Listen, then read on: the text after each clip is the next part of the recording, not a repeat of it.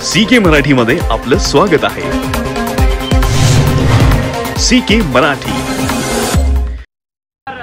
बीडमध्ये महादेव मुंडे हत्या प्रकरण झालेलं होतं। त्यानंतर महादेव मुंडे यांची पत्नी जी आहे ती सातत्यानं माझ्या पतीचा जो आहे तो हत्या झाली आहे असा संपूर्ण आवाज उठवत होती, परंतु त्यांना कोणत्याच प्रकारची न्याय जो आहे तो तिथच्या शासनाकडून मिळालेला नाही। आता त्या महादेव मुंडेच्या पत्नीने पुन्हा एकदा आत्महत्येचा प्रयत्न केलेला आहे। लाडक्या बहिणीच्या नावाने सत्तेत आलेली लोक आज सत्तेत बसलेली आहेत। महादेव मुंडेंची पत्नी ज्ञानेश्वरी या भगिनी गेले कित्येक दिवस महादेव मुंडे माझ्या पतीचा हत्या कोणी केली, काय केली याबाबत संपूर्ण माहिती पोलिसांना दिलेली आहे। आम्हालाही माहिती ही हत्या कोणी केली आहे। सध्या ते जेलमध्ये आहेत गृहस्थ, पण राजकीय पाठबळ असल्यामुळे महादेवला न्याय मिळाला नाही। ही खंत पत्नीच्या मनात कायम होती, ती लढते बिचारी, पण हे बेशरम सरकार तिला काय न्याय द्यायला तयार नाही। आणि अखेरीस आज तिने विष प्राशन केले, ती स्वतः विष प्यायली। आता तिला अत्यवस्था अवस्थेत इस्पितळात दाखल केलेलं आहे। पण काय चालू आहे महाराष्ट्रामध्ये? खून पडतायत, खुनी मोकाट फिरतायत, पुरावे असताना पोलीस मात्र खुन्यांना लपवतायत। हे राज्य कोणाचं आहे? गुंडांचं की कायद्याला मानणाऱ्यांचं?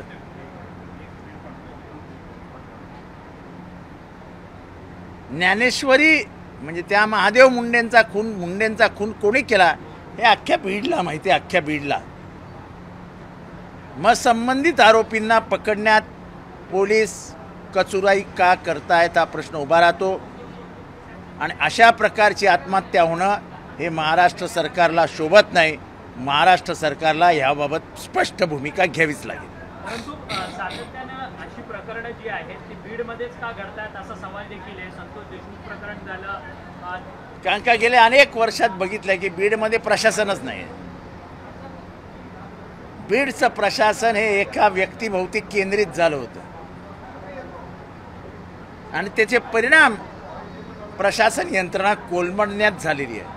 प्रशासन यंत्रणा संपूर्णतः कोलमडलेली आहे आणि अखेरीस त्याचा त्रास हा सर्वसामान्यांना होतो आणि तो आता दिसतो। परंतु महादेव मुंडे हे अचानक पद्धतीने गायब झालेले होते, नंतर त्यांना मारहाण करून त्यांचा शव, सगळ्यांना सगळं माहिती आहे खून कोणी केला, पैसे कोणी घेतले होते, पैसे मागायला केल्यानंतर त्यांना काय पद्धतीने वागवण्यात आलं। जर बायको तक्रार व्यवस्थित देते आणि नावं देते तर पोलिसांना अटक करायला काय होतंय?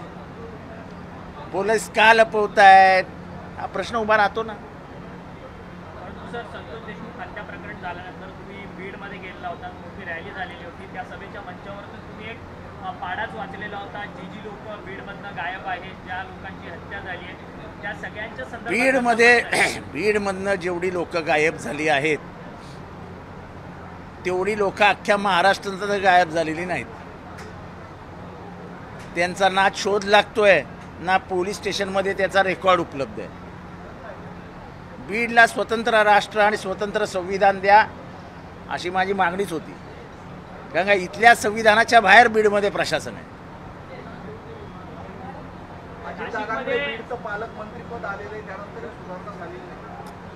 महादेव मुंडेच्या पत्नीला न्याय का मिळाला नाही हे पालकमंत्र्यांनी उत्तर द्यावं। सर, सध्या राज्यभरामध्ये मोठा भडकंप माजलेला आहे हनी ट्रॅपमुळे। राज्यभरातले बडे नेते आणि बडे अधिकारी जे आहेत त्या सगळ्या हनी ट्रॅपच्या चंगुलमध्ये फसलेले असल्याची सध्या माहिती जी आहे ती उघडकीस होत असताना पाहायला मिळते। ठाणे क्राईम ब्रांचकडे 3 तक्रारी सुद्धा नाही। या तक्रारींबद्दल मला काय माहीत नाही, पण नाशिकचं नाव, नाशिकसारख्या पुण्यभूमीचं नाव असल्या चर्चेमध्ये यावं आणि हे ज्याच्या नावावरती फिरत आहे त्याच्या संबंधित त्याचे राजकीय संबंध, त्याचं राजकीय वर्तुळातली वागणूक हे सगळं म्हणजे मला काही कळतच नाही काय चालू आहे महाराष्ट्रामध्ये. म्हणजे पैसे कमवण्यासाठी माणूस कुठल्या पातळीवर घसरतोय, कुठल्या अनैतिकतेचा वापर करतोय, हे सगळं धक्कादायक आणि धोकादायक आहे. महाराष्ट्राचं राजकारण आणि महाराष्ट्रामधली प्रथा आणि परंपरा धुळीस मिळवण्याचं काम होतं आहे. हे जे काय चालू आहे त्याचा पर्दाफाश झाला पाहिजे. हे करणाऱ्याला तर फाशी झाली पाहिजे. सर, सध्या शक्तीपीठ महामार्ग राज्य सरकार बनवू इच्छित आहे, परंतु त्याकरता जर तुलनात्मक करण्यात आली तर बेंगळुरू जो ग्रीनफील्ड रोड आहे त्याच्यासाठी पर किलोमीटर 1 कोटी रुपये खर्च लागतो. तर त्याच तुलनेत शक्तीपीठ महामार्गाचा 1 किलोमीटरचा जो पॅच आहे तो 107 कोटी रुपयांमध्ये. महाराष्ट्राकडे तुफान पैसा आहे हो. तुम्हाला माहित नाही का शक्तीपीठमध्ये आतमध्ये सोनं टाकणार आहेत? काय बोलता हो तुम्ही? जगातला पहिला रस्ता असणार आहे शक्तीपीठचा की ते आतमध्ये सोनं टाकून रस्ता बनवणार आहे. म्हणजे तुम्ही सोन्यावर न जातात असा भास महाराष्ट्राला निर्माण करण्याचा या सरकारचा प्रयत्न आहे. आणि म्हणून ग्रीनफील्डमध्ये 1 कोटी आणि शक्तीपीठला 107 कोटी. धन्यवाद.